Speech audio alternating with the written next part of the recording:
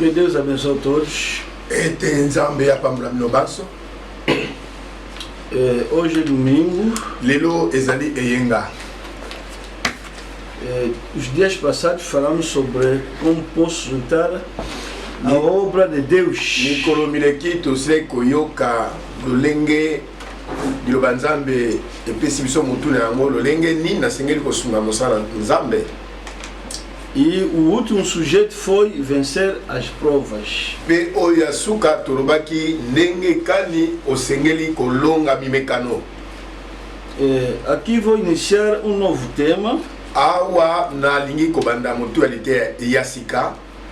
Esse tema é as provas. Mutualité yango ezali natina na mimekano. As tentações. O ezali ko mimekano. E as maldições. Pe bilakelo mabe. Visto que a Ningala é mimekano, tá vendo? Provas, a Ningala dioso exakaka mimekano.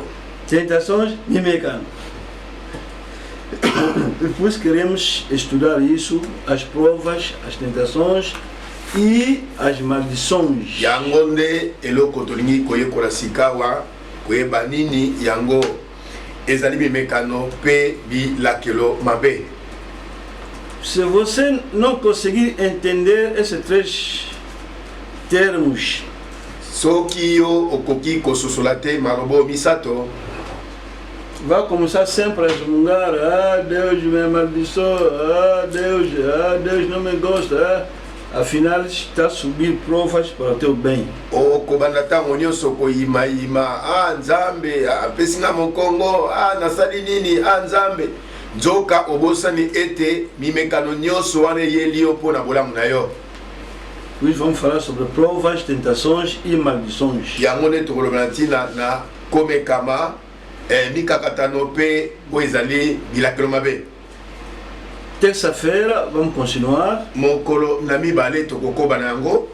Hoje vamos falar sobre as provas. Lelo tokolobantina na mimekano. Terça-feira vamos falar sobre as tentações. Mokolo na mibale tokolobela na tina na mikakatano. Sábado sobre as maldições. Na quinta-feira. Mokolo minere tokolobela na tina na bilakelo mabe. Não esqueça que todo mundo aprovou que temos terça-feira tem que continuar. Bobo sanate ete bisonyo sotondimete mokolo mibale sengele koba. Até que a igreja vai voltar. Tikino kuna église ekozonga na lisanga. Então, terça estamos a continuar. Nde mokolo mibale tozali kokoba, se kokoba. E vamos falar sobre provas hoje. Lelo tokoloblantina na mimekano. Assim vamos ler 2 Timóteo. Nde tozali kotanga bokanda mibale ba Timote. Também vamos voltar no Tiago. Pe tokozonga na Yakobo, to na Jacques. 2 Timóteo sim. De Timote. No Timóteo, vamos ler 3, capítulo 3, sim, versículo 10. Timote, tokotanga chapitre 3, verset 10. 10 até 12. 10 tina 12.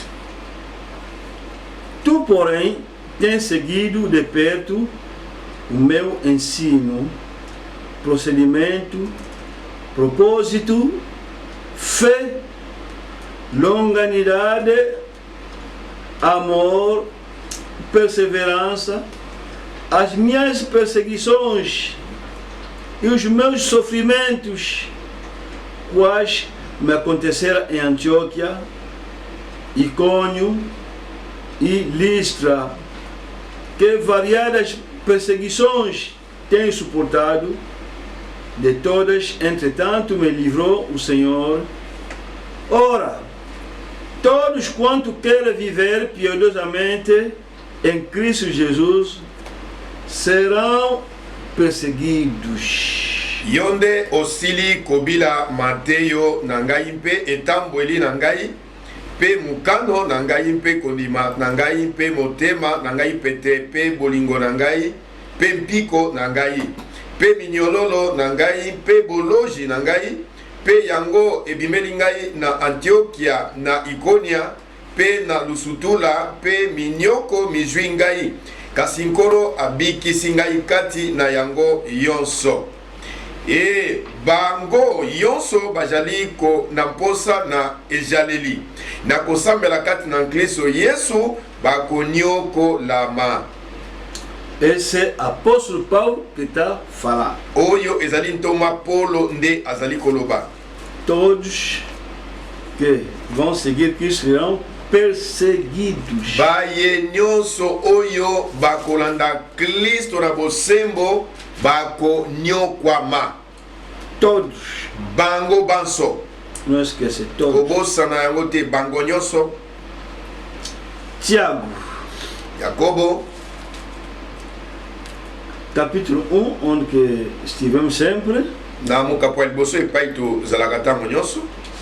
A partir de 2 até 8. Banda 2 tina 8. Meus irmãos, tende por motivo de toda alegria o passardes por várias provações, sabendo que a provação da vossa fé, uma vez confirmada, produz perseverança. Ora, a perseverança deve ter ação completa, para que sejais perfeitos e íntegros, em nada deficientes. Se porém algum de vós necessita de sabedoria, peça a Deus que a todos dá deliberalmente e nada lhes impropera e se-lhe a concedida. Peça porém com fé, em nada duvidando, pois o que duvida é semelhante à onda do mar impelida e agitada pelo vento.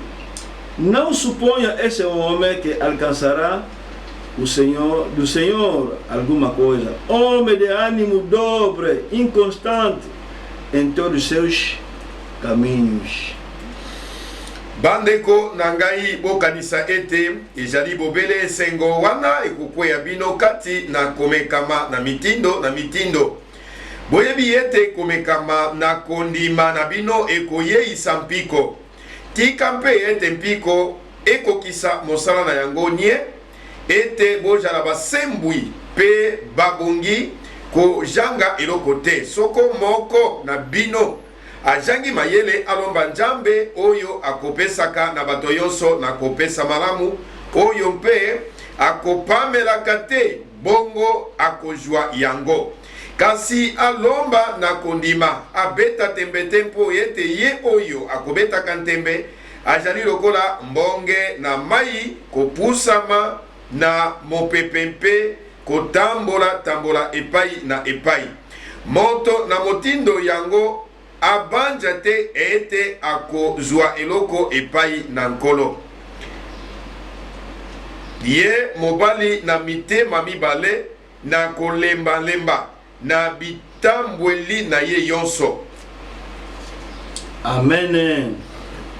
Vamos orar. Tobondeli. Deus poderoso, lemos a tua palavra, abençoa a tua palavra, abençoa todos os ouvintes, em nome de Cristo. Amém. Provas, as tentações e maldições. Mi mekano, mi kakatano pe bilakelo mabe. Provas, tentações e maldições. Mi mekano, mi kakatano pe bilakelo mabe. Abreviando assim, provas, tentações e maldições. Ne na maloba mokuse tolobi yango boye mi mekano, mi kakatano pe bilakelo mabe. E hoje estamos a falar sobre as provas. Lelo tokolobela kaka na tina na mi mekano. Essas três palavras, Shiko maloba oyo misato provas, imekano, tentações kakatano e maldições, pe bilakelo mabe, às vezes parecem semelhantes, emonanaka lokola ezali sendenge moko. às vezes você pode confundir. Mbala mingi ekoki kokotisa yo kati na mobulu. Estás provado, mas está de chamar isso maldição. Omekami na yo kasi olobi ete mikakatano. Está ser tentado pelo teu bem, você está zangado contra Deus. Ozwi mikakatano oyo eyeli yo mpona bolamu na yo kasi osilikeli nzambe. Por falta de conhecimento dessas três palavras. Mpona kozanga koyeba kososola maloba oyo masato. Muitos de nós viemos das denominações. Ebele solo kati na biso to witi na bibongiseli. Você vem da igreja protestante, Yo wana oyaki kouta na eglise ya misioni. o outro de Nzambe Malamu, Mosusu auti na eglise ya Bon Deus. aquele outro vem talvez da igreja católica. Mosusu wana ba mosusu auti na eglise ya Mupe. Cada com o ensino dele e viemos aqui na mensagem. Moko na malakisi na ye pesali ete biso banso toyei kosangana awa na sango na ntango. Mas o ensinamento é diferente, muitíssimo diferente, até poder dizer um ensinamento oposto. Nzoka malakisi yango moko na mosusu ekesani penza otoko koloba malamu ya kobendana. Não se entende. Eyokanaka te. E por isso, quando você abraçou a mensagem, Yango tango yo oyambaki sango na ntango. Abandona a tua concepção que você tinha quando você estava no Nzambe Malamu. Sundola yango penza bwakisa. Muitos não querem abandonar os que eles tinham no Nzambe Malamu, no Missione, no Católica, etc. Ebele balingi ko sundola te mateyo ya lokuta o bautaki nango kuna na Bon Deus, na Missioni pe na Mupe bongo na bongo. Até dentro dos pastores, dentro dos pregadores, muitos não querem abandonar. Ezala kati na bakambi, kati na batei, ebele na bango balingi ko sundola yango te. Um irmão pecou. Ndeko songolo asumuki. Branham nos ensinou, Mateus 18.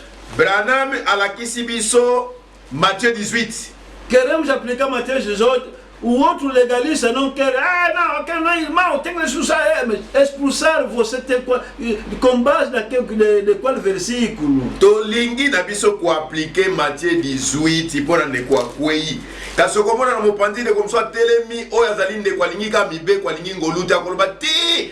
Totia Matthieu 18 ite to appliquer yango te po ndeko aza ndeko te. Mais yo oboyi totia Matthieu 18 na misala pona ndeko to récupérer ye. Siko malobo zo pesa wana ozwili yango wapi? É por isso que qualquer problema na igreja há divisão, porque há muitos legalistas. Yango wana mwa likambo mokelekete ebimi na losambo okomona batu batelemi pe bakaboli losambo pona nini bato batelemi te na oyo ekomama na Biblia. Nas denominações o ensino era diferente, é ensino humano. Nzoka na mangomba to na bibongiseli malakisi ya moko na mosusu ezali ya kobenda na pona nini ezali mayele ya kibomoto. Ensino teológico. Ezali malakisi oyo bato bayekoli bonzambe na babiteyelo. Muitos de nós, mesmo os pastores, pregadores, estão ainda agarrados nas coisas que são ensinamento de denominação. Ebele ya bakambi pe batei bakangameli nanu na malako oyo bango bazwaki kuna na bibongiseli. Não é bom. Eza malamu te. Se você está na mensagem, soki okutami na sango, quer dizer, elingo loba nini? Abraçasse não somente a mensagem, mas aquele mensageiro, você acreditasse que Deus lhe enviou para nos explicar a Bíblia. Oyambi sango kaka ya pamba te. Kasi leka pe na kondima ete oyambi nantoma to mutindami o Nzambe atindeli biso po ete ayako fongolela biso Biblia. Se você pregador prega o que o mensageiro pregou, porque não é ele, foi mandatário, é o mandatário de Deus. Soki ozali motei, teya bana na nzambe bobele oyo motindami ya nzambe aye koteya bana na nzambe. No lugar d'aplicar Mateus 18, na esika ya kuaplike to ya kotia na misala Matthieu 18, os irmãos estão lá para odiar o irmão que caiu. Bandeko bazali wana pona koyina ndeko na biso oya kwei. Irmão que está desviado do bom caminho, está a se perder. Os irmãos estão a aumentar uma outra carga, estão a odiar. Ndeko na biso penza oyo azali ko pengwa, azali ko kende na libulu ya mpasi. Kasi bandeko nesika ite ba pesa ele boko ba misena libulu bazali ndeko ina ye. Está sujando a igreja. Está sujando a igreja. Mas quem que te ensinou isso? É Branham que te ensinou mesmo isso. Branham. Ote to ko apliquer Matthieu 18 te pona ndeko yo po azali ko yesa biso mbindo. Azali ko yesa ecclesia mbindo. Siko nanu alakisi yo malako oyo. Ezali pena Branham oyo yambi. Esse Branham é ele que te ensinou isso. Branham oyo ele kona biso yene mtalakisi yo makambo yo. E se não é Branham, tirar essa onda, esse ensinamento. Si koso ke zali Branham ite atei makambo yo olokoti wapi malakisi oyo. Mesma coisa nas provas, tentações e maldições. Ndenge moko na mimekano na mikakatano pe bilakelo mabe. Muitos de nós estamos a manter a concepção das denominações. Ebele kati na biso to telemikaka na malako oyo biso tozwaki na bibongiseli to na mangomba. Nós quando estivemos nas denominações, biso penza tanto tozalaki na bibongiseli, nós tivemos a pensar biso tozali kobanza ete que quando você abraçou Jesus Cristo como Salvador, tango yo ondimi koyamba Yesu Kristo kozalaka mobikisi na yo, acabou. Ne makambo nyonso esili. Não vai sofrer mais. Okonyo kwa malisusu te na bomo yoyo. Tudo agora está indo, tá passando com roda. Nyonso ekokomela yo penza lokola bapine ya lokalo. Tudo ok. Nyonso malamu. Isso é a concepção que nós tivemos nas denominações. Yangonde emoniseli to emoneli tozaki nango na mangomba. Nós tivemos a pensar também tozalaki pe lisusu kobanza ete que uma igreja não pode sofrer. Ete eclésia ya Nzambe koki konyokwa mate. Igreja de Deus. Igreja de Nzambe. Deus não pode deixar. Nzamba koko pesa bana ne mokongo te ba nyokwa. Não pode haver problema. Não vai katata ne koko yate mitungisami koko yate.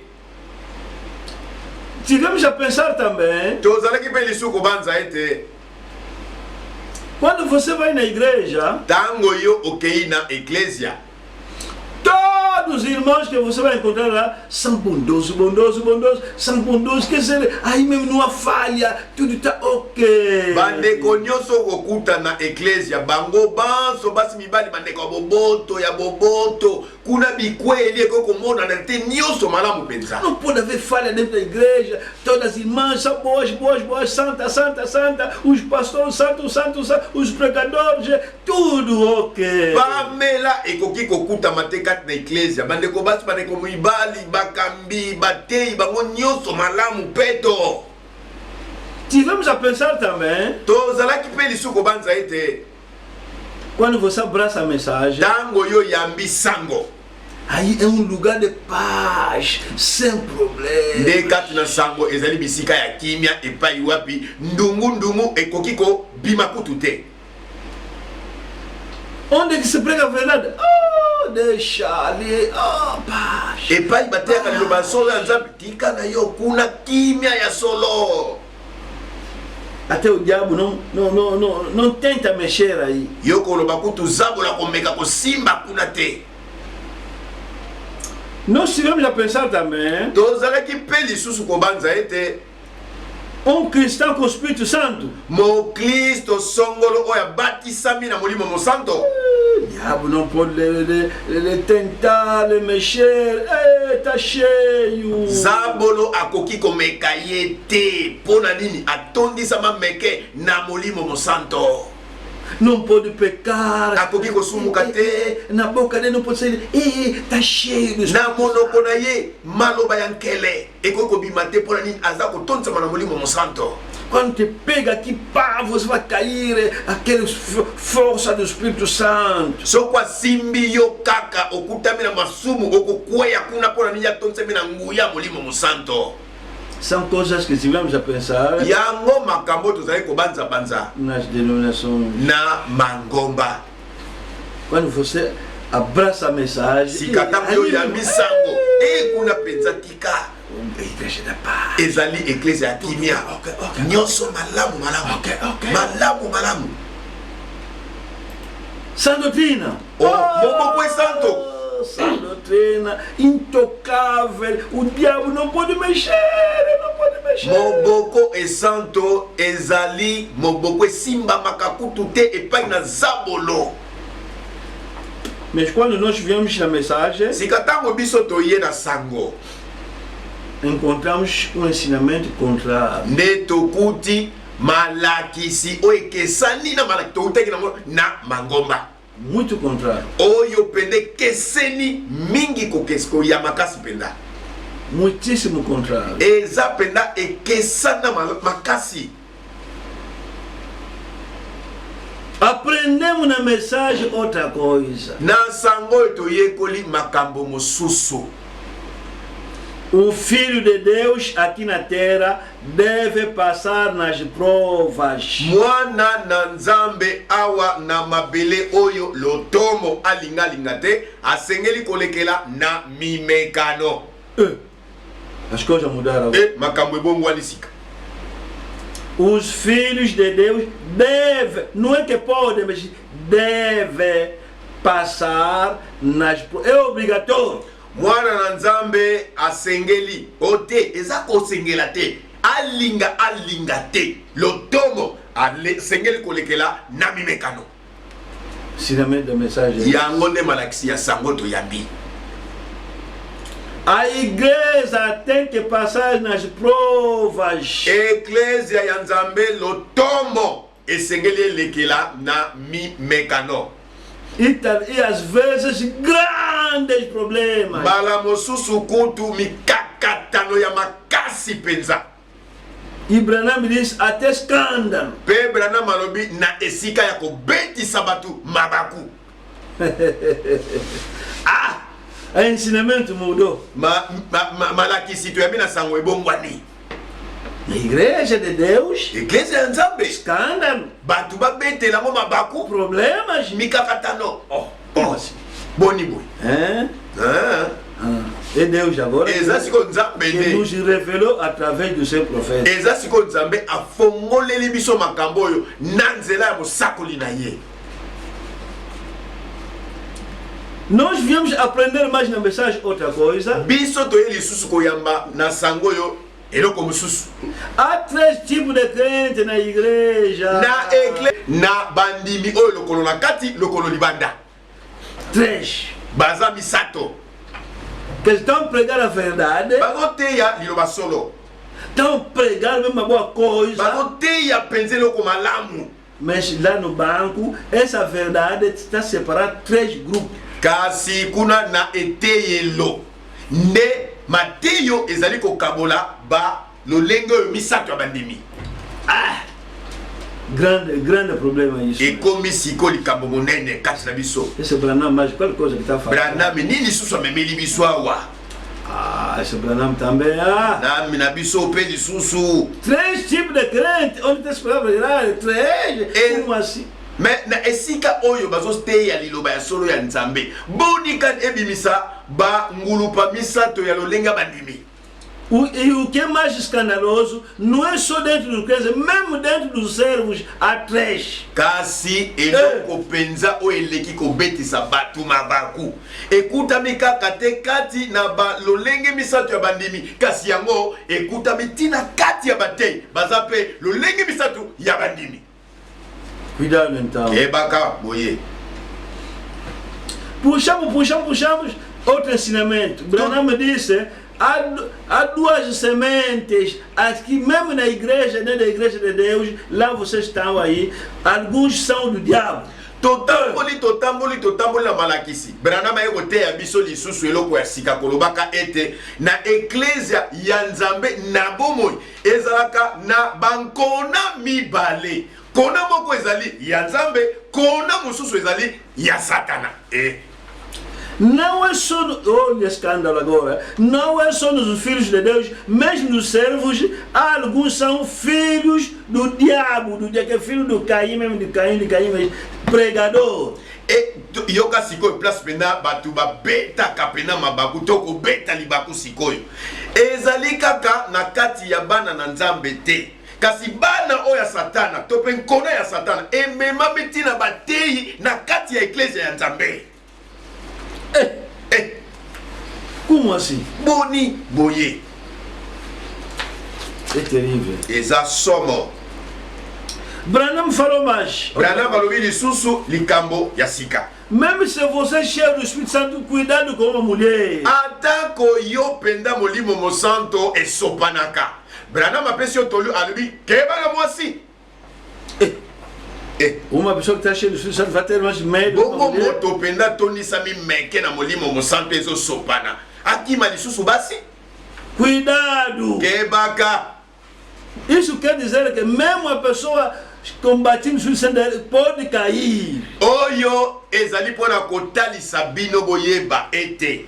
Atako moto ango penza tondisa mi meke na molimo mosanto. Akeba na mwasi nokite akokweya. É uma coisa que você na denominação não pode nem falar, nem pensar, dizer. Nzo kande likambo ya boye na kati ya mangomba. Ezalaki likambo oyo yo okokaki koyoka yango te pe kokaki kosalema te. Nem pensar. Ata kokanisa kutu muke koye kokanisa yango te. A dizer nas denominações que homem cheio do Espírito Santo, mas pode cair. Nem pensar dizer. Na mangomba o motosongolo oyo pena molimo mosantu ezali ko sopanela ye akoki kokweya na mwasi. Ata kutu kokanisa yango muke kokanisa te. Mas ouvimos isso. Kasi na sango toyoki makambo yango.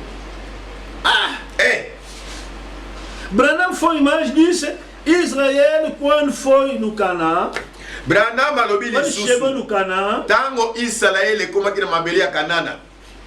As lutas acrescentaram. Nde bitumba e takataki sumakasi. E ele disse: Pe alobi. Quando você chega no batismo do Espírito Santo, não pensa que a luta acabou. É agora que vai se acrescentar. Branham alobi tango yo batisami na molimo mosantu kokanisa na yo te ete etumba na yo esili. Tikala koyeba ete nego batisami na molimo mosantu ekomi ebandeli ya bitumba. Ele diz: Yalobi. Israel, quando chegou no Canaã, as guerras quentíssimas, aí, quer dizer, grandes guerras. Nekuna Branham alobi ete tango Israel kotaki na mabele ya Kanana, nekuna bitumba na bango etakataki ne ya moto makasi. Contrário. Siko na epesi bokeseni. A terra onde que é final, onde vão entrar, queriam estar no repouso, onde que encontraram grandes guerras. Tala epai wapi yo komona ete makambo epesi bokeseni. Na boni. Na mabele elaka o Nzambe alakaki kokomisa bango. Bakomi na mabele yango ya Kanana na esika ete bazwa kimia bapema ne bitumba etakati sikoyo. Branham diz: Pe Branham alobi. É a imagem do batismo do Espírito Santo. Quando você batiza o Espírito Santo, não pensa que acabou. Ndekuna brana malobiete kokanisa te tango yo batisami na molimo mosantu nde etumba na yo esili kuna nde ebandi penza bitumba ya solo provas, imekano, tentações, mikakatano e maldições. pe bilakelo mabe. 3 palavras Misato quase semelhantes, mas não são semelhantes. oyo emonanaka lokola ekokana nzoka moko na moko eza na ndimbola na yango. Nós pensamos mais tozalaki kobanza lisusu ete a mensagem preciosa, a mensagem. Aqui não pode sair uma coisa de mal. Faça não, a mensagem não. Estamos enganados afinal. tobandaki lisusu kobanza ete sango toyambi ezali pena moboko epai wapi esukisa penza makambo nde kuna penza mabe kutu koya te miboko lokuta ekoki kobima kutu te nzoka tomikosanaki na biso. Pensamos mais. tokanisaki lisusu Saímos da falsa doutrina, essa doutrina aqui, dessa vez vamos fazer uma igreja, mesmo igreja, sem problema, divisões, começar com divisões, o que é isso então? tobimaki o na bibongiseli ya lokuta toyambi sango tolobi na sango toyambi lokola ezali moboko esanto ya nzambe nde kimia mabe kokomonana te kokabwa nzoka kutu kokabwana nde penza na kati ya sango nde komela biso penza lipa na nguba makambo ngo ebaluki subo ndengeni contrário nas nossas ideias. ekesa ni penza na mabanzo oyo ya biso ya bato. Porque nas nossas ideias, pona mabanzo ya biso ya kibomoto essa doutrina, moboko esanto paz, una kimia 100% de paz, kuna kimia penza bom na mobimba bandeko nyonso basi mibali boboto basali na nzambe bakoyaka te. Dia irmão do sonho me deu pergunta. Mokolo songolo ndeko moko ya soyo apesaki ngai motuna. Ela me disse, atuni nga alobi, mas por que vocês, entre vós, os servos de Deus, não se entendem? Servos da mensagem, aí não se entende. Por quê? Pona nini ete bino baumbu na nzambe ya kati ya sango boyoka na kate moko na mosusu pona nini? Eu disse, irmão, não vamos entender, até que a gente vai vir, nunca vamos entender. Na yebisaki ndeko boye, ndeko tokotikalaka koyokana te tikino Yesu Kristo akozonga. E vou te aconselhar, tira isso da tua cabeça, vamos entender. Não vamos entender. Pe na pesio toliboye, longola mo na makanisi na yo ete biso tokoyokana, tokotikalaka koyokana te. Ele diz, pastor, Yamituni, nini bozolo? Eu estou falando mesmo. Nazolo bapenza. Quer dizer, ficou mesmo embrulhado, confuso. Quer dizer, confuso, não estava entendendo mais essa responsabilidade. Ndeko pena malobo na lobaki na ye ekotisaki na mobulu azalaki koyeba te pa iwapi akokotela pa kobimela. Porque o irmão tinha aquele pensamento de denominação que os servos de Deus, todos são servos de Deus, tem que fazer união, se amar. Ele tinha aquele pensamento. Na mensagem não é assim. Ondeko na makanisi na ye na mangomba ya bano kanisa ete bisika basana nzambe bazali nde boyokani kinya penza etume kozala te kasi na sango toyambi oyo ya nzambe eza bongo te. Há 3 tipos de crentes, há 3 tipos de servos também. Ezali na balolenge misato ya bandimi pela moko lolenge misato ya bateyi. Há 2 sementes nas ovelhas, também 2 sementes nos servos. Ezali na bankona mibale katina bandimi, ezali na bankona mibale kati na bateyi. Como é que eu, o servo de Deus, vou me entender como um servo do diabo? Bonika ningai moumbu na nzambe o nzambe aponi na zala boyokani na moumbu ya zabolo. Diz, irmão, olha, desde que o mundo iniciou, somos 2. Uta kuna bokile banda tozalaka lolenge mibale. Até Branham falou isso. Kutu Branham alobela ki yango pe. Quando a mensagem vem, produz gêmeos. Um carnal, um espiritual. E o carnal combate o espiritual. Nde kuna Branham akoloba ete tango nyonso nzambe atindaka sango na libota na ye nde esalaka ete sango yango emema ebimisa bana mapasa moko ya nzambe moko ya zabolo nde na kati ya bato mibale ya nzambe na ya satana oyo ayinaka mingi moninga nde ozalaka nkona ya satana. Quand nous commençons le contact qui se passe Éden, se passe Corée d'Atta contre Moïse, ils m'ont entendu. Nde na komaki kotangela ndeko na ngai ya soyo nini yango ebandaki na elanga ya Edene nini yango ekosalama kati na Moïse na Corée nde kuna ndeko ayaki kososola. Ah, entendu. Ah, nzoka eza boye na sosoli. Temos Judas Iscariote, temos também apóstolo Pedro. Tala tozali na Judas. Tozali na Bíblia. Ah, na Biblia tozali na Judasi oyo atekaki Yesu tozalaki pe na Petero. Judas, Jésus nous convertit Judas. Judas abongolaki Yesu abongolaki Judas te. Elle dit clairement qu'un de vos démons. Yesu alobaki yango polele ete moko kati na bino azali demona. Non dit que s'entende, Pierre et Judas s'entendent. Parce que non, déjà Judas s'entendait comme Pedro. Nous on va s'entendre ou autre du diable. Yo koki koloba na Yesu te. Yesu yebisa Judas na Petero baba na koyokana. Eko simba te. Moko za nzambe moko ya zabolo. Sans causes difficiles. Ezali biloko ya pasi ya kondima. Et pour ce qu'on vous recevez un message. Ya ngotango yo ya bisango. Est-ce que c'est tout que vous tient nos missions bota fora pour que un message est différent. Bosana nyoso oyo outaki nango na protestante po ete sango oyo ekeseni na malakisi ya missioni.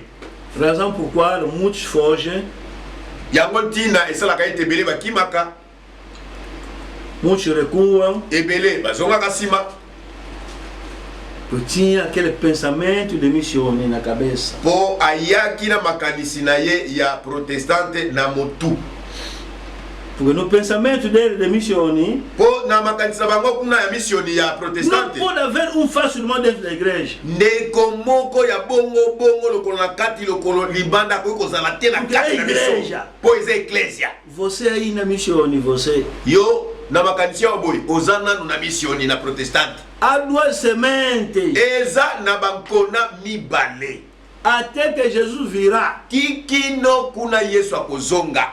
Cuidado. Kebaka. Com aquele pensamento protestante, na makanisi na yo wana ya missioni, aquele pensamento católico, na makanisi na yo wana ya mupe, não pode haver falha nenhuma, nem nos irmãos, nem no pregador, porque essa aqui é sã doutrina, santa. Você aí na igreja protestante. E kweli ekoki komona na tena ndeko mobali na motei po o ezali iglesia ya Nzambe ezali sango na ntango. Makanisi oyo ozana no pena na missionnaire. Ainda não está na mensagem. Nanu okoti kutu na sango te. Temos duas sementes na igreja.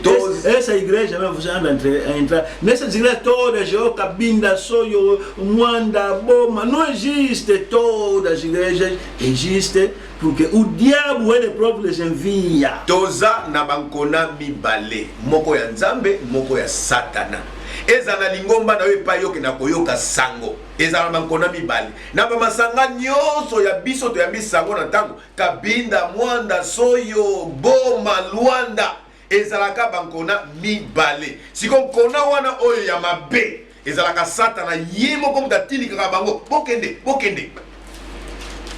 O diabo que envia eles vão lá. Zabolo yemo kom tatinda kabango. Bokende kuna. É parábola da semente, Mateus 13, mas não temos tempo de ler isso. Ezali licese. Oyo ya Mateus 13 ya bankona mibale. Tuzana tango kutanga ngote. Se haverá tempo, vamos ler, mas nesse momento eu estou tendo medo, senão se lermos vamos passar o tempo. Soki tozana tango tokotanga kasi na tango boy nazo kobanga nokite tango na biso penda ekokele mbango. Parábola de Mateus 13 está dizendo quando Jesus semeou, o diabo também semeou. Yesu aloni na moi. Satana yepe kolona na butu kaka nelanga moko. E Jesus disse: a má semente são os filhos do diabo. Pekuna Yesu alubaki nkona oyo ya mabe ezali bana na Zabolo. Estão conosco. Baza na biso elongo. Não começa a ficar escandalizado. Não vou vir mais na igreja, porque aquele irmão, afinal, é um irmão gatuno, tem que haver. Ndeko na ngai kobeta kana mabakute o na église na kokende lisusu te po ndeko wana koma yaza muyibi aza na église ndeko na koloba no boye esengeli na église ya Nzambe na miyibi bazala bakozalaka. Judas era o gatuno. Yudasi azalaki moyibi te. Tira aquele pensamento longola makanisi wana denominacional. Oyo ya mangomba. Ou aquele irmão, a coisa que me fez, não vou vir na igreja. Você cuidado. Na igreja tem que haver pessoas assim. Senão, não o ensinamento do Branham caiu falso, porque ele diz que em cada assembleia há 3 crentes, em cada grupamento, aqui na terra há 2 sementes. Só que monanité, eko monisa ete malakisi ya Branham eko bimaya fo. Nzoka, uta kuna biso teli ko bika na mokili oyo, bande tisuka, eko zaka bankona mibale tina suka. Você vai ouvir yoka. O irmão a dizer ndeko songolo koloba biso na Kinshasa no de Kinshasa frère os irmãos ele vivencia a palavra mentiroso lokuta na yo ou você é mentiroso ou você não conhece a mensagem to yo osamo kosi to sango yo yebi yango nanu te. Kinshasa, Luanda, Soyo, Cabinda, Boma, Mwanda. Há 3 tipos de crentes. Eza na balolenge misato bandimi. Bélgica, América. Même lá no Jeffersonville. Eza la kuna na losambo ya Branham Jeffersonville. Eza na bankona mibale. Biso na Kinshasa. Então é uma prova que você não entende a mensagem. Ezali lembokotel sa ete yo ososolaka no sangote. Même lá no Crefeld no irmão Frank. Ezala kuna na Crefeld epai ndeko fwa lazali. Même na igreja de Jesus. Eza na igreja ya Yesu. Tem que haver. Esengeli bazala. Filho do diabo. Bana ya Zabolo. Você pensa que o diabo é burro, né? Yo kanisa ka Zabolo na zoba, hein? Quer dizer, o diabo ir atacar Pevanlongo, Nzambe Malamu e deixar vocês que estão pregando a mensagem. Zabolo akende ko kanela batuya dito Espírito Santo pe oyamupe atiki yom to yabili roba solo na sango za kimia. O diabo ir atacar os muçulmanos, os católicos, deixando vocês essa doutrina que vocês que estão lá pregar mais a verdade, vai vos deixar para ir lá onde há facilidade. Zabolo penza atika na bato baza na mislima atika na bato bazali na mupe ai akene kokota kutu na bato baza na mupe to akene kokota na bato baza na mislima mais atika yo muto yambi sango na moboko e santo jamais. Quer dizer, deixar a igreja que se prega a verdade. Essa que prega a verdade, não vou lhes atacar, vai na falsidade. O que é esse? O diabo não é burro. Zabolo nini oyo kanisa kazali zoba. Muto yambi pena sango, liloba ya solo, na moboko e santo. Apesi yo mokongo, akene ko kanela bato bazana bango na moboko lokuta kuna na misilma pena na mupe aza zoba. Você já lê na Bíblia que o diabo é burro? Yoso tanga verset nini na Biblia obalwi ke le diable c'est un baudet. A Bíblia chama maligno. Biblia kutelobi aza moto ya mayele mabe. Maligno. Malin. Não é burro, maligno. Aza bodete, aza malin. Quer dizer, ele não é burro. E aza bodete. Tem inteligência. Aza mayele.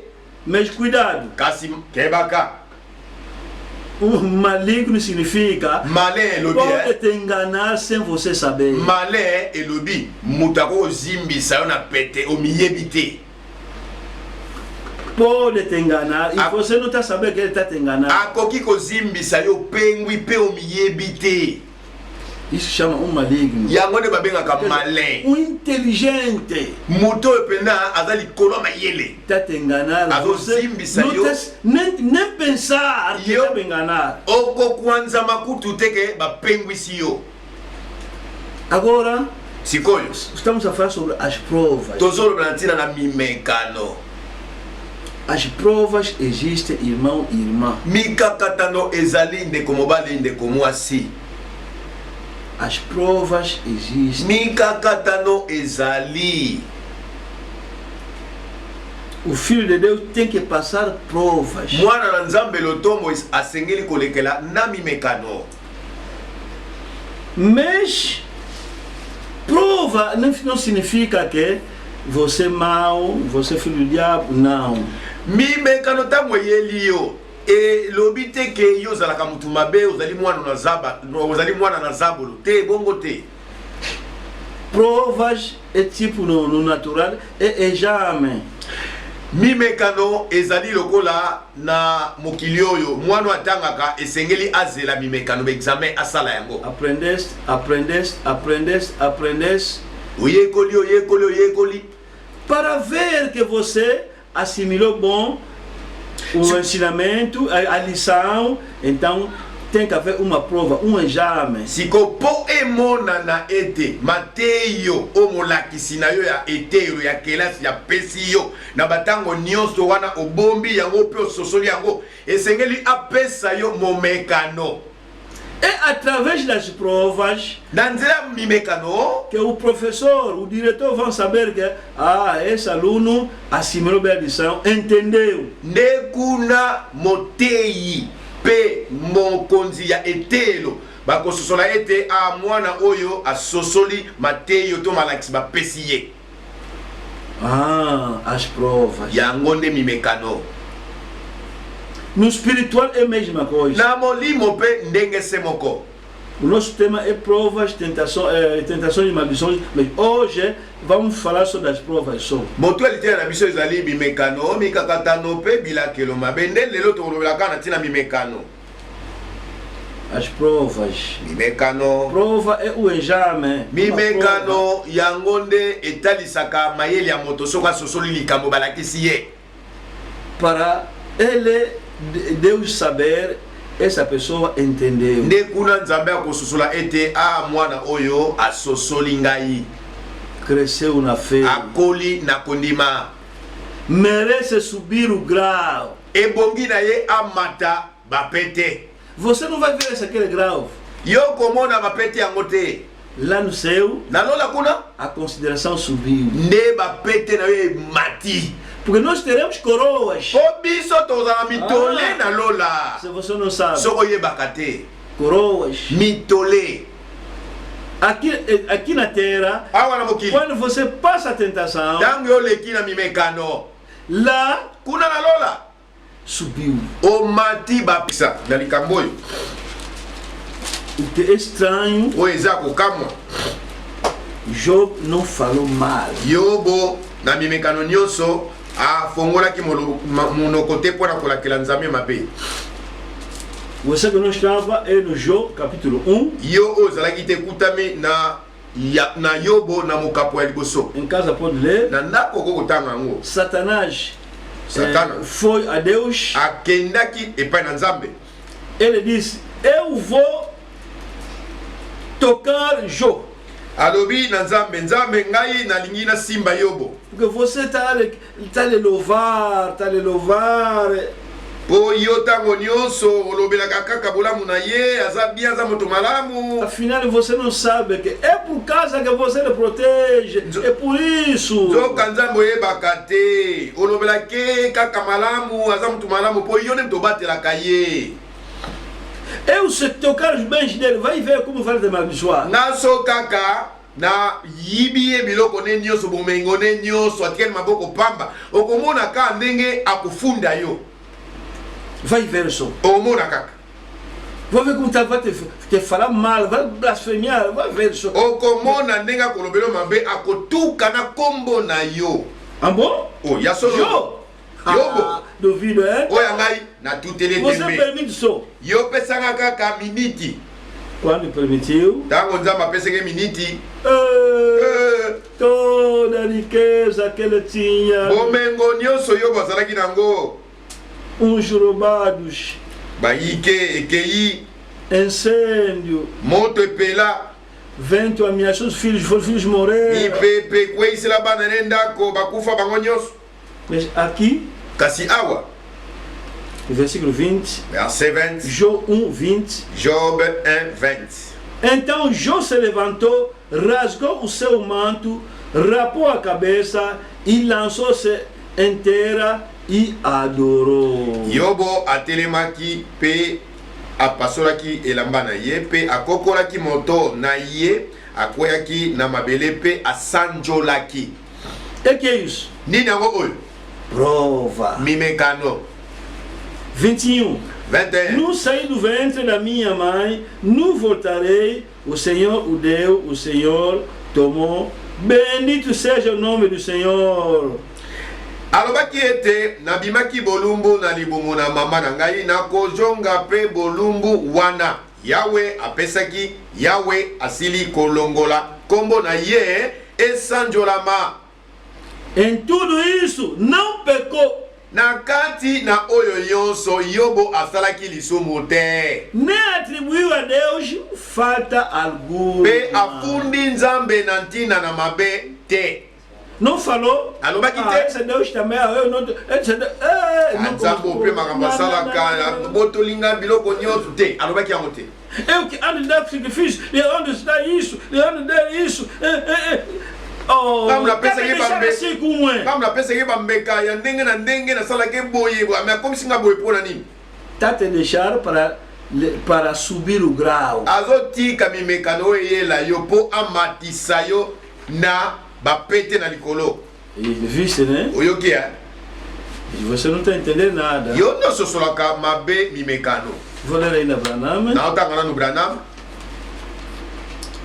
Le prophète connaît le cœur. O profeta conhece o coração. Parágrafo 11. Parágrafo 11. Lemos ontem. Totanga kia ngolobi loleki.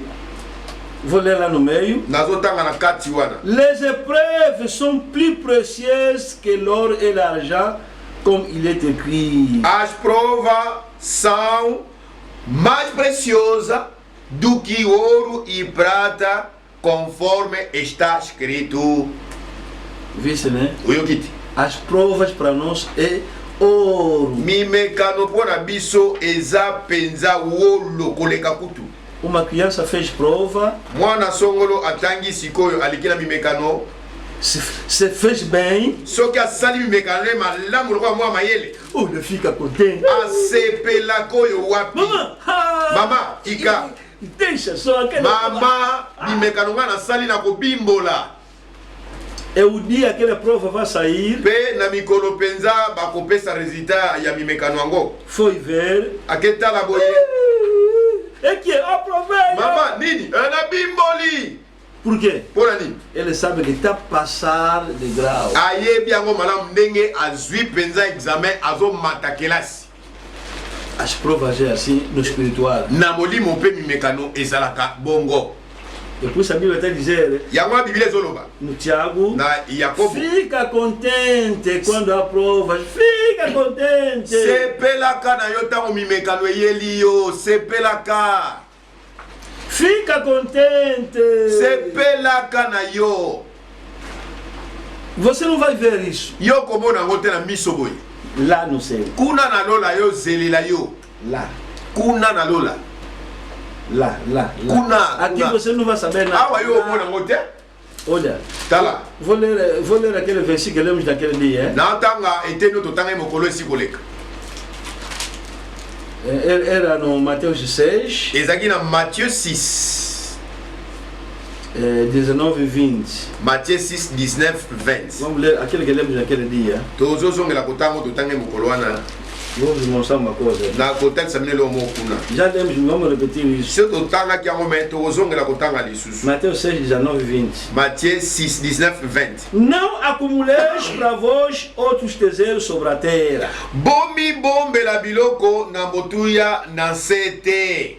onde a traça e a ferrugem corroem e onde ladrões escavam e roubam. Awa lopomboli pe mabanga ikolia kampe awa bamiyibi bako kota kape bako botola.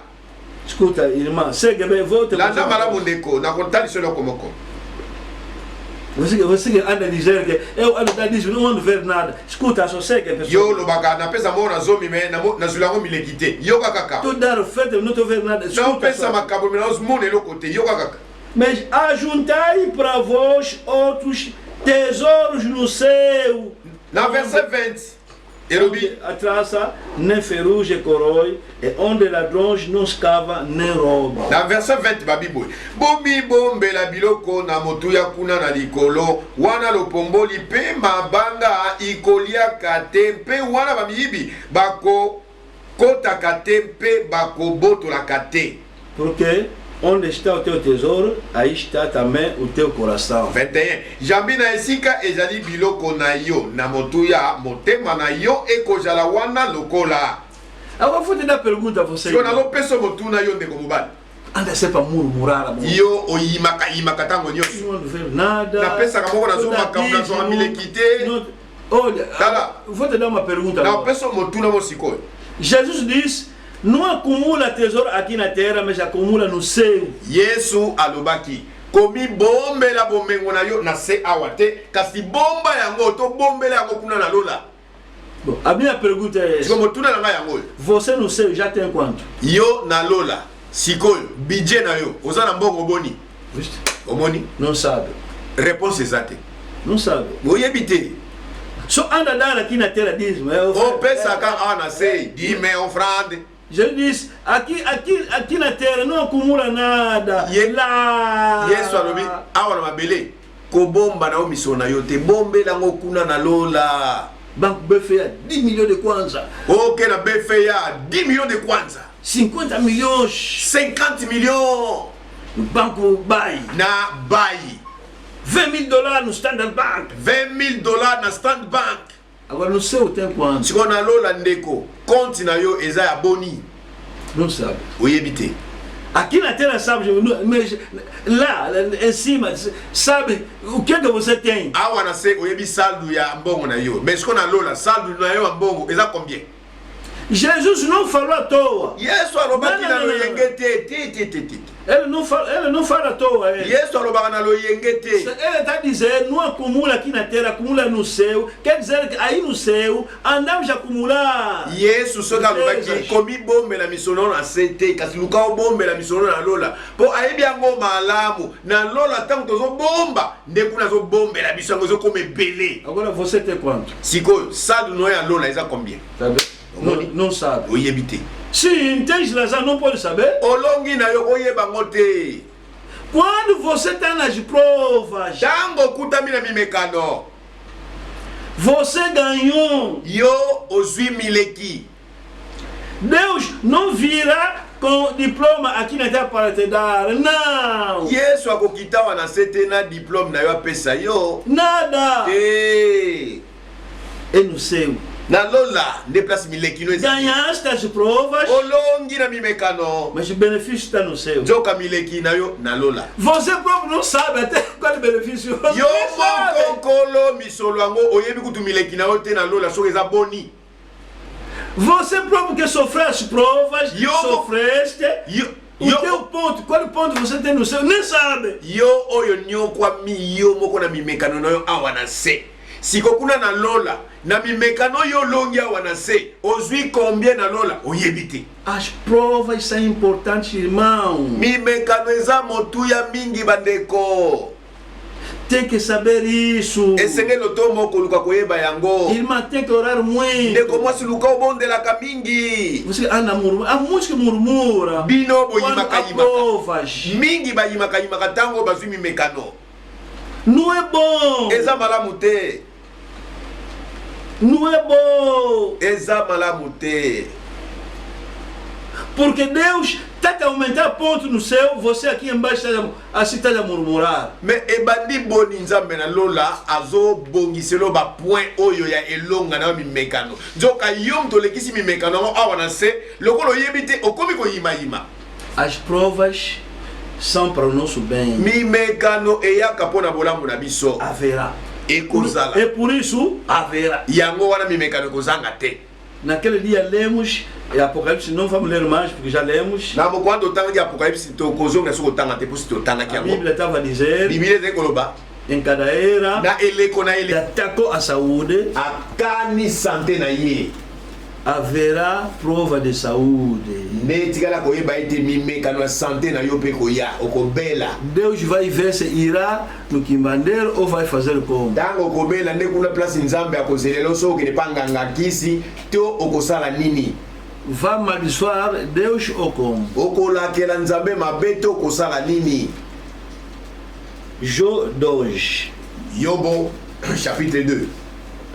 Estou lendo para aquele que não estava. Nazotanga ngo kapona na bandeko bazalaki te na biso. 9. Então a sua mulher lhe disse: andas, ainda conservas a tua integridade, amaldiçoa a Deus e morre. Mwasi na ye alobaki na ye ete okangi na ino boyengebene na yo makasi lakela nzambe yango pe kufa. Eu falar mal de Deus. Ngai nalakela nzambe mabe. 10. Ele respondeu: falas como qualquer doida. Temos recebido o bem de Deus e não recebíamos também o mal. Em tudo isso não pecou Jó com seus lábios. Verset 10. Nde alobaki na ye ete yo ozali koloba lokola ekolobaka basi na bilema nini tokozwa malamu na maboko na nzambe bongo tokozwa mabe te na oyo yonso yobo asalaki lisumu na bibebu na ye te. As provas são importantes. Mimekano ezali eloko ya motuya to biloko ya mituya. Gênesis 22. Genèse 22. Você que não estava, irmão, lê isso tudo em casa. Nós não temos tempo de ler mais. Yo ndeko ozalaki te na biso tanga Genèse 22 nyonso na ndako. Aqui vou ler só o início. Ana otanga na ebandeli. Porque nós já lemos, você não estava talvez. O biso totangaki yo ozalaki te. Prova. Mimekano. Depois dessas coisas, pôs Deus Abraão à prova e lhe disse: Abraão, ele respondeu: eis-me aqui. Acrescentou Deus: toma o teu filho, teu único filho Isaque, a quem amas, e vai-te a terra de Moria, oferece-o ali em holocausto sobre um dos montes que eu te mostrarei. Prova de Abraão. Nansima na makambo oyo nzambe a mekaki abalayama alobaki na ye ete abalayama ye mpe ajongisaki nazali awa ye alobaki ete kamata mwana na yo na likinda Isaka oyo yo olingi mpe kenda na mokili na molia mpe kaba ye pela moko mbeka na kotumba kuna na likolo na ngomba ekolobela ngai yo. Abalayama amekamaki mpe lokola. As provas existem, minha irmã, meu irmão, bondoso irmão, as provas existem. Mimekano ezali ndeko nanga mwasi boboto ndeko nanga mobali boboto mimekano ezali. Olha, ele queria dar outra lição hoje. Não era essa aqui. De manhã, o Espírito me conduziu sempre nas provas. Vou continuar as provas. Talvez por causa de você. Talvez por causa de você que está nas provas, me está murmurando muito, está falando bué.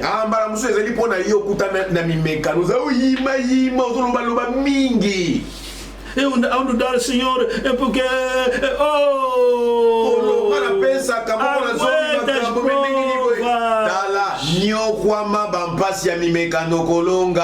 Ai, ai, ai. Depois vai dar raiva a Deus e aquele ponto que já ganhasse no céu ele tira, mas diz: esse aqui não venceu. Nako yima na yo wana ekopesa nzambe kanda na esika ete amatiso ba pete akokamata ba pete walinge kobombela yo apasoli to akabia kona moto mosusu akolonga mimekano. Eu toda noite, esse dia quando eu estava a falar que vou iniciar outro tema, não é esse aqui que estou pregando agora, não.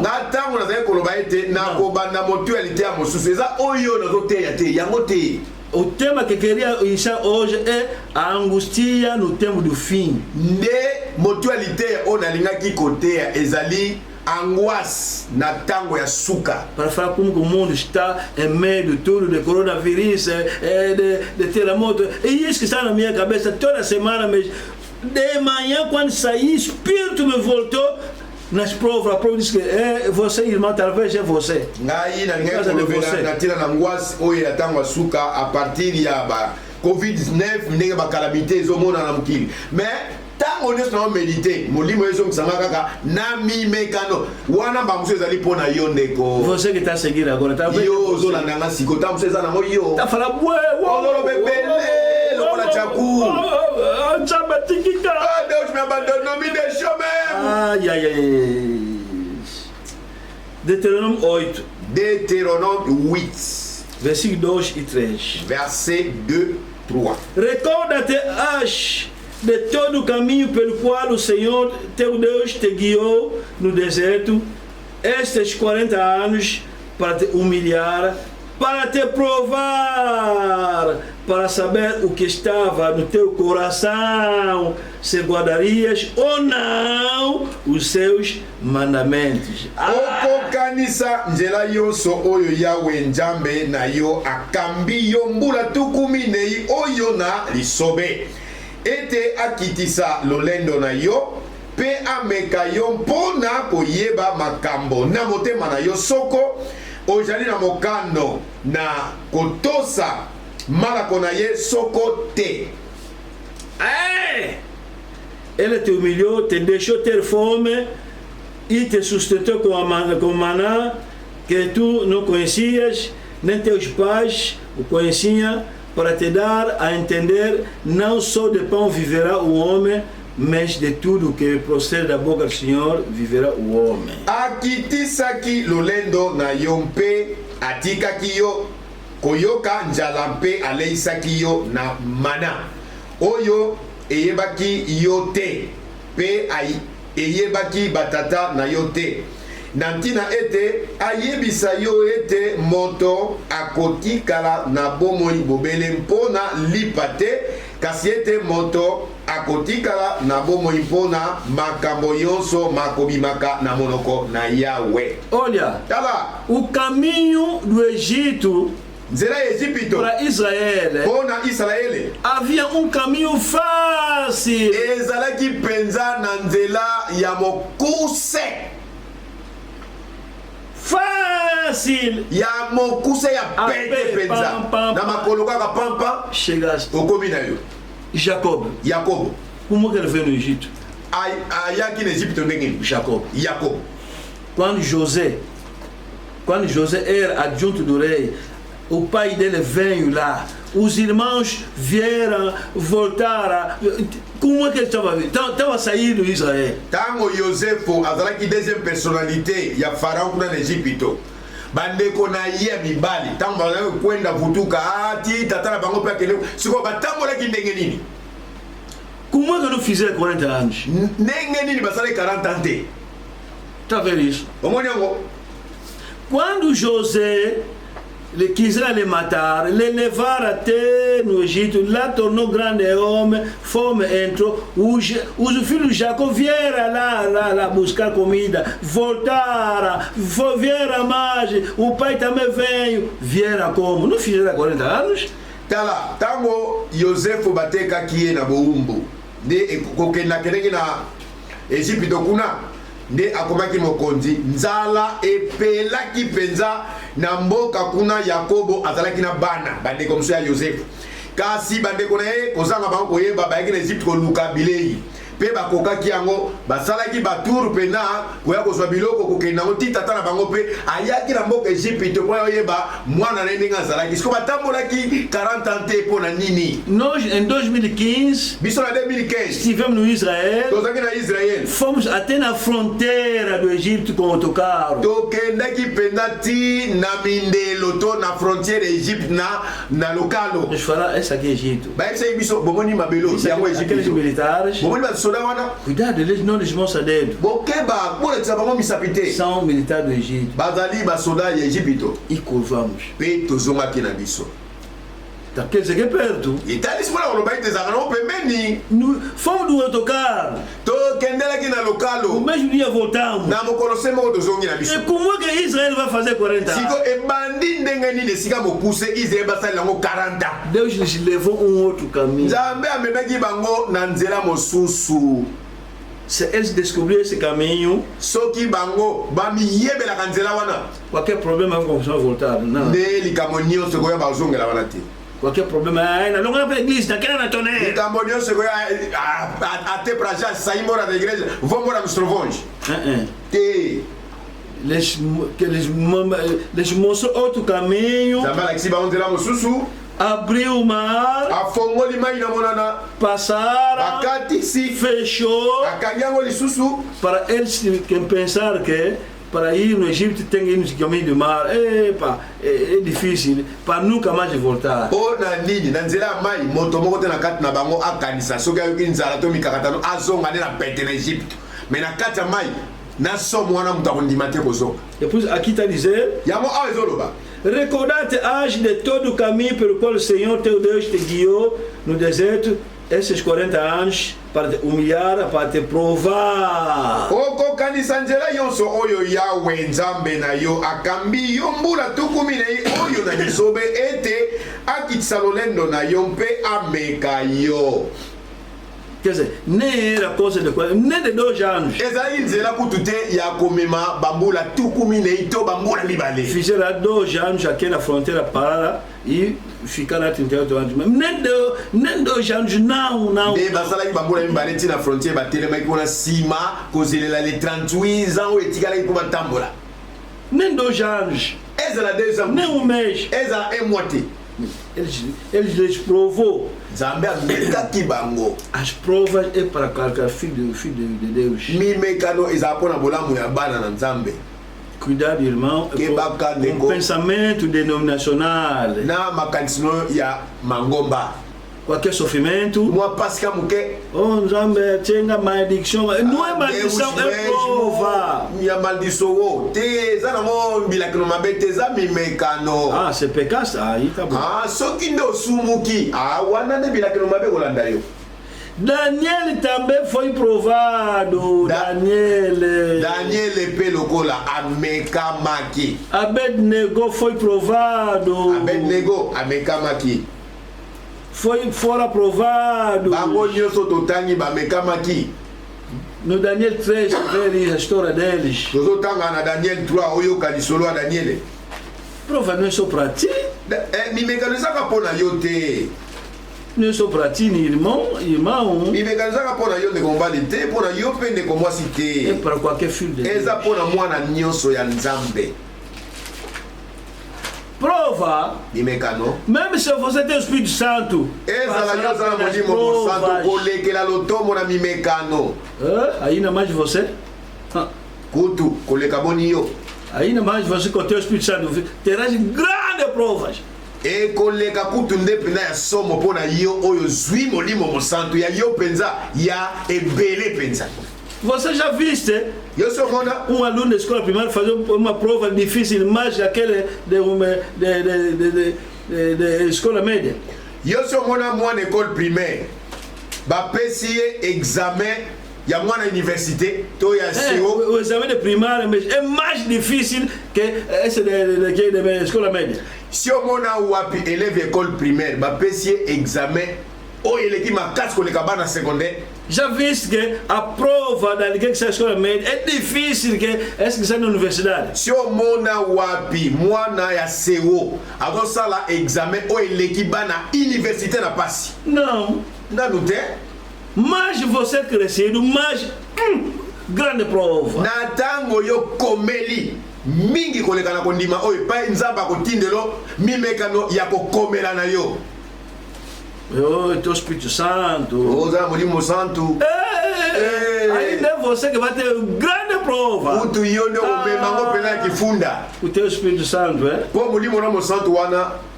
O irmão perguntou como saber que o Espírito Santo vê os frutos no Gálatas estão ali. Le como ko apesa motuna na koyebela ndenge nini soki nazala molimo mo santo. Eyano tala mbuma ya molimo mo santo eza na Galates 5:22. Tem os frutos lá. Mi bambuma eza wana. Le tanga yango. Você tem tudo isso. Soki ozala bambumo nyos na bongo ina yo. Mas tem que estar na sã doutrina. Kasi poyeba malamu ete ozala molimo mo santo. Ebandeli esengeli okutama na liloba ya solo ezanga mpamela. Agora vê agora Gálatas aí. Si mande tala kuna mbuma Galate. e vai ver nde koyeba esses frutos você tem. soki bambuma ngo ozalaka nango mpe oza na sainte doctrine to oza bongo te. Estou evitar ler porque senão não vou conseguir acabar. nazokoya kotanga noki te nasilisa liteya oyo te lelo. Bom, vamos ler rapidamente Gálatas 5. Bon, na mwa lombango totanga Galates 5. Mas a primeira condição, você tem que estar antes de ler Gálatas, você tem que se encontrar na sã doutrina, porque homem que já não faz a doutrina é a grande prova que não tem Espírito Santo. Ndeko na ngai elembo ya liboso po yo oya kotanga mbuma molimo mosantu na Galate 5:22. Eloko ya liboso esengeli okutama na sainte doctrine de Jésus-Christ nde nsima ya moboko esanto nde mbuma oyo ya Galate 5 okoyebela yango wana soki ozalaka nango to te. Se você não está na sã doutrina, nem vale a pena ler Gálatas, deixa só. Soki oza na fausse doctrine kobanda no mpe kotanga Galate te, tika no kaka, Deixa só. tika na yo. Como faça a doutrina é uma prova que você não tem. Na moboko no alokuta ezali elembo ete yo pena baptême du Saint-Esprit ezaka histoire. Agora, se você está na sã doutrina, siko soko okutami nde na sainte doctrine agora pode ler. nde okotangela biso Galate 5 versículo 22. verset 22. Mas o fruto do Espírito é amor. Nde mbuma na molimo izali boye bolingo. Agora você só ama alguém quando não pecou. O dia que vai pecar, você não gosta mais, você não tem amor. Siko ndeko tala sikoyo genre ya bolingo na yo. Yo lingaka ndeko so azosala bolamu. So asumuki oyini ye siko koloba nini ozalaka na bolingo te tika na Você yo. pensa que Jesus nos amou porque não fizemos nada? Yo kanisi Yesu alingaki biso po tosalaki eloko songolo. Estivemos no lixo até. Tozalaki kutu na fulu. Mais elle nous amou para ele nous récupérou. Nde na bolingo solo alingaki biso kati na fulu pe asokoli biso. Se você ver que tem esse tipo de qualidade que ama alguém, mesmo se caiu, está sempre a amar, está continuando a exaltar, levantar, então continua a ler. Ndeko soki omonaka ete bolingo oyo sili kotanga mbuma liboso ozalaka nango meme ndeko akwei na lisumu ozokobaka kolinga ndeko wana mpo ozolandalanda ye mpona kolendisa ye awana nde sikoyo après virgule tanga oyo continue etc. Pour se ler, il faut perder le temps. aso natangi nyonso wana ntango nango okende Il m'a pergunté de ler aquele. ndeko tunaki motuna tanga oyo elandi ya Israël também foi provado, irmão. Israele mpe ndeko emekamaki. Daniel foi provado. Daniele amekamaki. Daniel 3 de 8 até 30, lei. Daniel 3:8 tina 30 tanga. Como é que esses jovens foram aprovados? Lolenge kani bilenge mibali oyo bamekamaki. Dizer só que, quer dizer, só aceitar, s'ajoelhar perante o Nabucodonosor, então não há mais de fogo. Tala, ondima penza, kofukamela kaka ekeko ya mokonzi. Epa na yo, moto lisusu te. Eza petete, Ils se mettaient no fogo. bango batiamaki na moto na libula moto. Daniel, Daniele. no furo de leão. Daniele kutu batiaki na libulu ya bankosi. Tá vendo? Omoni? Mas não temos tempo de ler isso. Matona tango akotanga ngo te. Porque o tempo está a passar. O tango ezokende. Vou ler só Tiago Na otanga Jacques e vou ler Branham. pe sima na otanga. Hoje falamos sobre as provas. Leo tolobi na tina mimekano. Aquele que não gosta de provas começa a gostar de provas. Oyo wana alingaka mimekano te na bomoi na ye. Lokolo yoki makambo oyo banda kolinga mimekano. Considera a prova tipo prova da escola. É para tua subida. Você não vai ver isso, é lá no céu. Zwaka mimekano lokola penza ndenge salamaka examen na batu batangaka. Yo komona résultat na mona misu mibale boye te, mais résultat na mona lola. Vou ler rapidamente Tiago. Na lombango na otanga Jacques. Queria ler algumas citações de Branham. Pe na linga kotanga mwa maloba ya Branham. Vou ler Tiago 1. Jacques 1. 2. Verset 2. Bandeko na ngai bokanisa ete ezali bobele esengo wana ekokwea bino kati na komekama na mitindo. Meus irmãos, têm por motivo de toda alegria o passado por várias provações, sabendo que a aprovação da vossa fé, uma vez confirmada, produz a perseverança. Ora, a perseverança deve ter ação completa para que sejais perfeitos, íntegros e nada deficiente. Vai como no céu se você está fugindo prova. Vai como?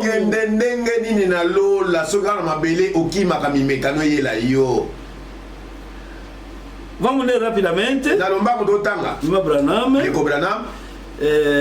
Pourquoi le Saint-Esprit a été donné? Por que o Espírito Santo foi dado?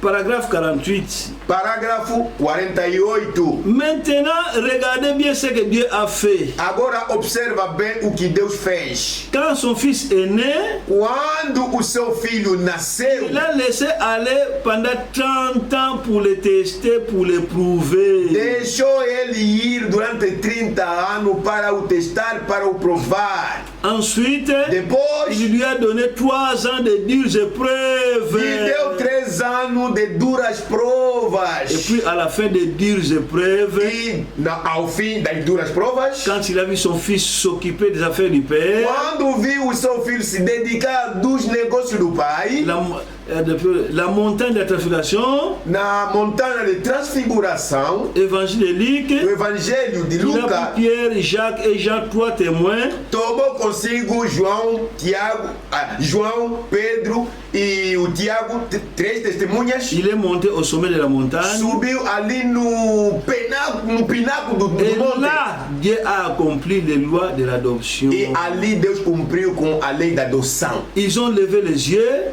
Ils ont vu Jésus et ses vêtements resplendissaient, ganhando as provas. Levantando seus olhos em cima, viram o resplendor a Jesus, porque Jesus venceu as provas. Blanc comme l'éclair. Quer dizer, branco como relâmpago. Alors qu'une nuée l'a couvert de son ombre. Enquanto uma nuvem lhe cobriu da sua sombra. Une voix est sortie de la nuée. Uma voz saiu da nuvem. Tolère pourquoi le Saint-Esprit a été donné, paragraphe 48. Pourquoi le Saint-Esprit a été donné, paragraphe 48.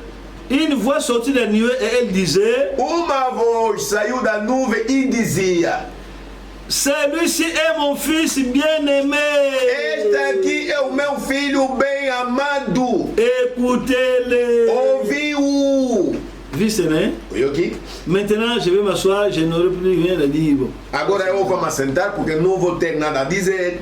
Mesmo uma igreja pode passar nas provas. Essa a eclésia songolo e que pecolekana mimekano. Vou ler também rapidamente. Não tá apenas no banco. Possédant les portes de l'ennemi. Possuindo as portas do inimigo. Parágrafo 32. Parágrafo 32. Quelques années plus tard, alguns anos mais tarde, quand vinrent les épreuves, quando vieram as provas, et que l'église fut tout ébranlée, e que a igreja foi toda abalada, comme il est si facile pour une congrégation de gens de lettres, como acontece tão fácil para a gente o ser, lorsque quelque chose ne semble simplement pas se passer comme ça, quando comme ça alguma devrait, coisa não tenta descer como devia, c'est Dieu qui fait en sorte, c'est Dieu qui fait en sorte qu'il en soit ainsi. É Deus que permite que as coisas sejam assim. Dieu amène des tensions dans l'église. Deus traz tensões na igreja. Car chaque fils qui vient à Dieu doit être mis à l'épreuve. Porque cada filho que vem a Deus deve ser posto nas provas. Et éprouvé et testé. E provado, testado. Il laisse la maladie vous frapper. Ele deixa a doença te ferir. Cuidado a tua irmã, talvez aquela doença é prova. Que bacana de contar um suboconono wana exame mecânico. Fui no hospital, fui no hospital, naquele na Maria Pia, naquele na hospital wana sus. Verifica bem. Tá lá malamu. Pecaste? O sumo aqui? Ou não? Tote. É prova. Exame mecânico. Vence. Longango. Il laisse la maladie vous frapper. Ele deixa a doença te ferir. Il laisse des maux venir sur vous. Ele deixa mal surgir sobre você. Escuta. Yoka. Pour vous tester. Para te testar. pour vous éprouver, para te provar, afin de montrer au monde que vous êtes vraiment la semence d'Abraham. a fim de mostrar no mundo que você na verdade é semente de Abraão. Il le permet par sa propre volonté. Ele o permite pela sua própria vontade. Il permet des désastres. Ele permite desastres. Il permet que vos amis se retournent contre vous. Ele permite que os teus amigos voltem contra ti. Il permet toutes ces choses. Ele permite todas essas Et coisas. lâche le diable après vous pour vous tenter. E solta o diabo depois de você para ser tentado. Cette affaire, on face aux tentations. Mokwami bale torolantina na mikakatano. Et celui-ci fera tout sauf vous enlever la vie. E este aqui que é o diabo fará tudo excepto te tirar a alma. Il pourrait vous jeter, pourrait faire muitas coisas. O diabo vai te tirar muitas ondas de coisas. Mas pode permitir o teu amigo fazer. Nzambe akoki kopermettre moninga no ya motema. É por isso que falei que no parábola de Mateus 13, Yango nalobaki na licese ya Matthieu 13. tem uma parábola aqui. Eza na parabole moko awa. Homem Moto moko foi semear, akende kolona. mas quando semeou, Kasi esila ki ekolona. oh, depois de um tempo, Nsima na montango. os servos dizem: oh, nós semeamos aqui o milho, mas aqui tem um joio que está aparecendo aqui. Baumbo bayebisie bolakisi kasi awa tolonaki nkona malamu kasi oyo euti wapi nzube oyo euti Mateus wapi 13. Matthieu Tem 13 tempo de ler, por isso que twana ntango eu explicar só. nazolimola na bilo kaka Porque as pessoas estão me escrevendo que tem que escrever, tem que ler. po bato bakomelanga ezengeli otanga 10. verset 10. Por isso eu disse: oh, mas você anda fazendo parábola, nos explica essa parábola, nós não entendemos quem é que semeou, quem é que semeou o joio. bolakisi yebisa biso polele tososula po oteyaka na masese tolingi toyeba nani alonaki nkona malamu nani oya kokolona susu nzube. Bom, ele disse Nde molakisi alobi 28, 28 13, 28. chapitre 13 28. É o inimigo que fez isso. Nde yano ezalaki ezali monguna nde asalaki bongo. Versículo 37. Verset 37. Aquele que está semeando a boa semente é o Filho do Homem, que é Jesus. Azongisi ete mokonzi na nkona malamu azali mwana na moto. O campo é o mundo. Elanga ezali mokili. Esse é o versículo 38. Oyo A boa semente são filhos do reino. nkona malamu ezali bana na bokonzi. O joio, Batiti mabe filho do maligno. ezali bana na oyo mabe. L'ennemi qui l'a semé, c'est le diable. Aquele que semé é o diabo. Moyini oyo akoni yango nde azali satana. Mas a récolte será o fim do mundo, quando os anjos vão vir separar. Kasi kobuka mana yango ekosala makala na suka ya ekeke ntango banje bakoya kokabola. Quem que semeou Nani o alonaki joio? matiti mabe to bajube ezali zabolo. São os filhos dos malignos. Eza bana ezali bana ya oyo mayele mabe. Deixa de murmurar, minha irmã. Ndeko nanga mwasi tikaka koyimayima. Eza bien te Essa igreja não convém ter burladores aqui. frère oyo ba frère Esses irmãos, essas irmãs. na konyama susu frère te. Partir de hoje nunca vou acolher ninguém na minha casa. Decisão. Já tomei a decisão na Zip Nekateli. Vai cair na fé. Okokweya na kondima No ndeko amor. na bolingo. São provas. Eza mimekano. Mas vamos ver isso terça-feira. Kasi tokoyoka ngo mardi. Vamos continuar Mateus 13. Toko continuer na Matthieu 13. O diabo utiliza os seus filhos. Zabolo asalelaka na nzela ya bana na ye. Não foge à igreja, Tokiba église te. porque tudo que tenta acontecer é fulano que O provocou. nyonso esalemela yo mutu alukeli yango eza songolo pakala. Talvez o filho do diabo. Mbala mosusu aza mwana zabolo.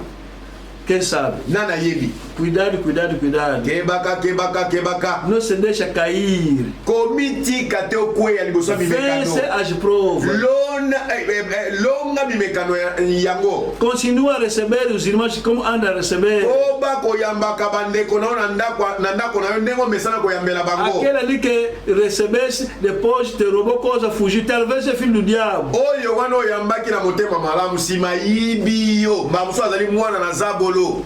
Cuidado. Okebaka. Oh, baixar a mensagem.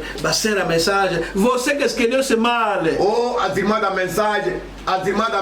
Yo moko poni mabe. Escolhesse pela beleza. Oponaki kolandela bonzenga. Uma filha do diabo. Oponi bonzenga mwana zabolo. Escolhesse pelo dinheiro. Oponaki polandaki misolo. Filho do diabo. Obali mwana na zabolo. Cuidado. Kebaka. Temos duas sementes. Tozala bakona mibale. E são pinhão, instrumento das provas. Pe bangonde babengami penza ba pio ya mimekano. Vamos ver terça-feira. Tokoyoka ngo mardi. Que Deus abençoe. Pambola bino.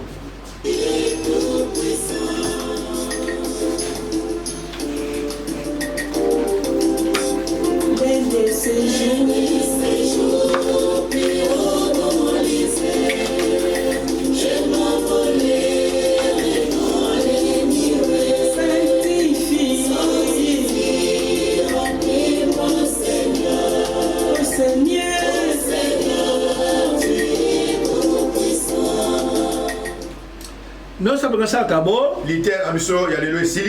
Estamos a continuar terça-feira. Todo mundo aproveita e continuamos. Então, terça haverá sempre pregação como quinta e sábado. Solo bandekonyoso bandimiete mardi e continuer. Wana tokokoba nango mardi ti samedi. Aqueles que moram em outros países,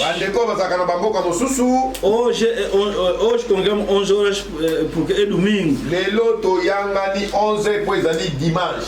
Mas Kasi terça-feira será 15 horas. Mardi toko samana 15 heures. Os que estão em Angola, Angola, RDC, Portugal, Londres, Congo Brazzaville. Também terça-feira será 15 horas. Mardi pepa na bango 15 heures. Os que estão na França, África do Sul, Namíbia, Bélgica, 16 horas. 16 heures. Os que estão na Rússia, como a nossa irmã Maria, filha do irmão Ngoma, lá 17 horas. Terça-feira 17. Mardi 17 heures. Canadá, onde estão os irmãos Casal Meshach e os outros. Canada e pai couple Meshach na bande bazali. USA, onde estão os outros irmãos também. États-Unis e pai wa bande bazali. 10 horas. 10 heures mardi. Brasil e Argentina. Nossa irmã Rosa. Bande Rosa zali. 11 horas. 11 heures. 11 horas. 11 heures. Que Deus abençoe muito. Estamos a continuar nosso tema. Provas, tentações e maldições. Olha, estou repetindo. Eu queria pregar outra coisa hoje. O tempo, se eu falar sobre angústia no último tempo. Só hoje, toda semana estava a pensar isso, toda semana, quando estava falando que vou cortar, era para iniciar isso mesmo. De manhã, o Espírito me consegue voltar nos prova. Ai, fiz botar também, vou falar das provas.